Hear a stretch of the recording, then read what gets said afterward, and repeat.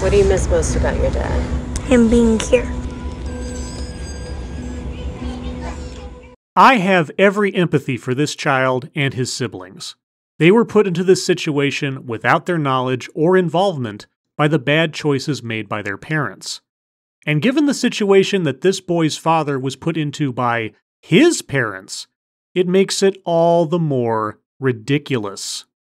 My husband David was just recently deported in May 2017. David came here from Mexico when he was a little over 2 years of age, and he's lived here his whole life. Right.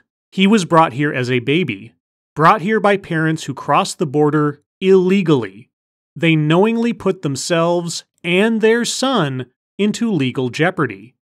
And it's so funny how history repeats itself. And I am curious to know whether his wife knew that he was here illegally before she married him, and also before she decided to have children with him. It feels like our family is broken, like there's a big old piece missing from it.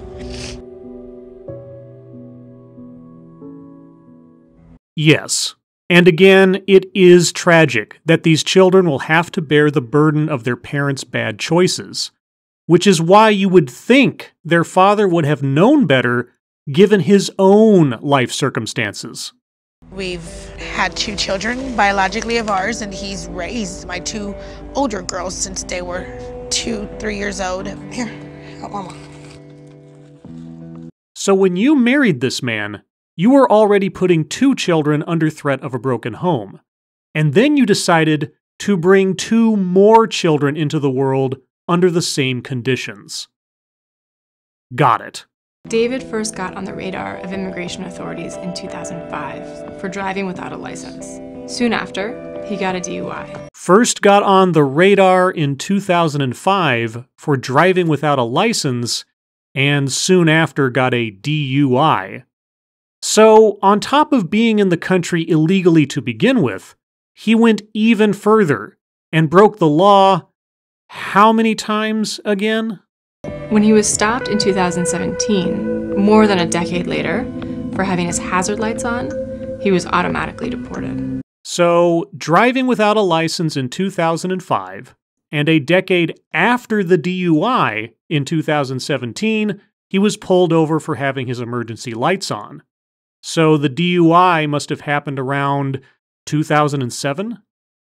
So looking up David Barcenas in the Victoria County court records, looks like David did a little bit more than what our speaker is telling us.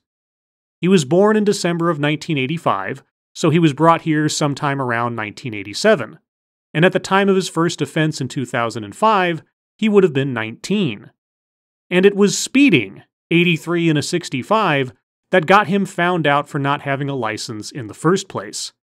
Then you have the DUI in March of 2006, and then in August of 2006, he got a minor in possession, where a minor in Texas means anyone under 21. Then a motion to revoke his probation on the DUI in 2007, and then a failure to appear in 2008.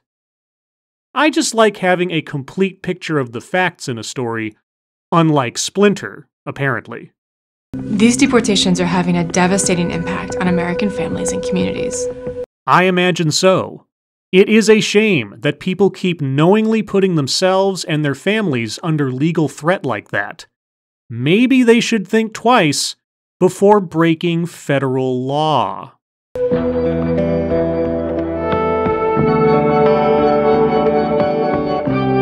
Oh, I am sure that the arrests have gone up, given that the Obama administration took a soft stance on immigration and the Trump administration is enforcing immigration laws. My mom, she's been struggling a lot with bills and looking for a job. Now I'm having to do the working aspect as far as keeping a roof over these kids' head. You know, paying bills, having a vehicle, keeping up with the payment and everything. It's not easy. It's not. Yes, you and your husband set up a time bomb situation for your family.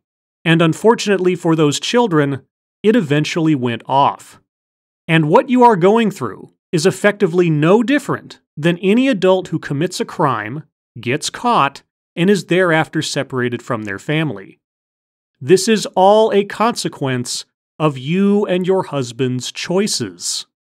The U.S. should change the law to consider the strength of an immigrant's connections to the United States when deciding whether they should be deported. Whoa, whoa, whoa. Wait a second. The strength of an immigrant's connections to the United States should be considered before deporting them. So, the amount of time that someone is able to avoid law enforcement and the number of people that they can attach to themselves as dependents in that time should count in their favor? You want to incentivize illegal aliens to both hide from the law and build families here so they can use all of that as leverage to avoid being prosecuted. Are you nuts? As a policy matter, the best way to make sure these ties are respected is to pass a fair and inclusive legalization program. What Congress should do immediately is pass a DREAM Act without increasing funding for harmful immigration enforcement. Okay, a couple of things here. First, I do agree that the DREAM Act should be voted on by Congress and signed into law if it makes sense to. I do believe that children brought here illegally and through no fault of their own should be given the chance to become legal citizens. Secondly, I'm not sure what our speaker means by harmful immigration enforcement. Enforcing the immigration laws is only as harmful as the situation the criminal has built up around themselves. That is on them, not on law enforcement. And thirdly, the DREAM Act would have had no effect on the subject of this video, just as DACA was not relevant, because in order to qualify for DACA or for the DREAM Act as currently written, you have to have a clean criminal record, which our subject decidedly did not have. His parents may have indeed set him up for a fall, but his own choices in 2005 and onward sealed his and his family's fate. It was only a matter of time.